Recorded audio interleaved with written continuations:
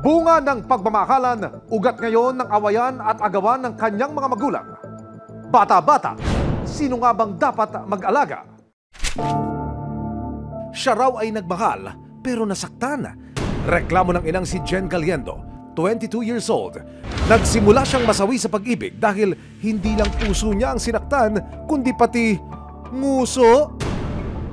Jen, may dala ka bang mga resibo na magpapatunay doon sa iyong aligasyon at pinagbabatayan ng iyong reklamo? Ito po. So, pag sinwipe ko, meron akong nakikita ritong parang mga larawan. Nasaktan po niya ako niyan. Merong tigmak ng dugo rito. Ano ba ito? Sa face mask? Sa face mask ko Ano po. nito? Nasampal niya po ako niyan. Yun po yung time. Ano ang pumutok? Yung labi mo? Yung labi ko po. Ito pala, may larawan ka mismo. Sabog yung uso mo. Opo. Bakit kanya pinagbubuhatan ng kamay? Hindi ko po alam yung reason niya. Tapos, mainitin din po kasi ang ulo nila eh. Kaya unting ano po, nagagalit. Tapos sanay po sila sa pag nagalit, mananakit. May isang supling sina Jen at ang dati niyang kinakasama na si John Ricky Brondial, 19 years old. Matapos maghiwalay, ang 2 taong gulang nilang anak, sa pilitan ding tinangay ng lalaki. Tapos ng time na yon, kinausap ko po siya na gusto ko na umuwi kay mama.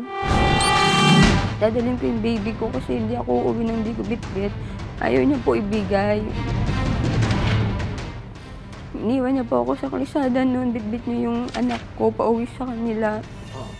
Pumunta po akong barangay, mga 2. Doon po yung unang kasunduan namin na maghiwalay na po kami. Tapos magbibigay po siya ng support sa baby ko. Jen, dito sa dokumento mula sa barangay, meron akong nakikitang nakasaad na ukol sa visitation rights. Ayan po yung napag-usapan na visitation rights lang po yung meron siya para sa bata. Hindi niya po pwedeng kunin yung bata nang walang approval ko. Paano niya ngayong kinuha yung bata sa iyo na naging ugat ng problema na ito? Nung pumunta po siya doon ng February 18, yun po yung pinagkatalunan namin sa labas ng bahay ng ate ko na gusto niyang iuwi yung anak ko sa kanila. Hindi ka pumayag, hindi ba? Opo. Pero paano niya kinuha yung bata sa iyo? Hindi ko po na-expect kasi nakasakay po siya sa e-bike. Hindi ko po na-expect na bigla niyang papaanda rin yung e-bike noong time na yun. Wala na po ako nagawa, hindi ko rin po mahabol kasi buntis ako. Napayak na lang po ako sa labas. 2 buwang nangungulila si Jen sa kanyang anak. Anong gusto mong mangyari ngayon? Gusto ko po makuha yung baby ko. Ibigay niya po yung pangangailangan namin, support, hindi lang po sa anak ko, kundi dito po sa dinadala ko. Panahon na para resibuhan ang sumbong ni Jen. Agad kami nakipag-ugnayan sa Taguig City Social Welfare Development Office o CSWD.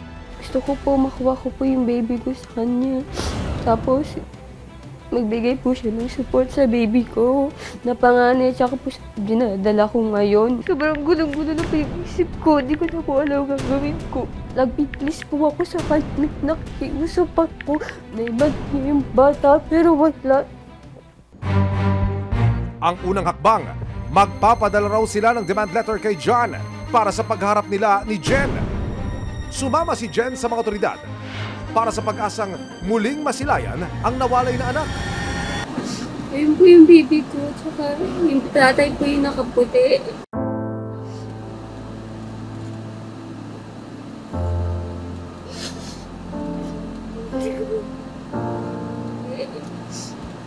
Ngayon mo na lang ba ulit namin na yung baby mo? Yes po.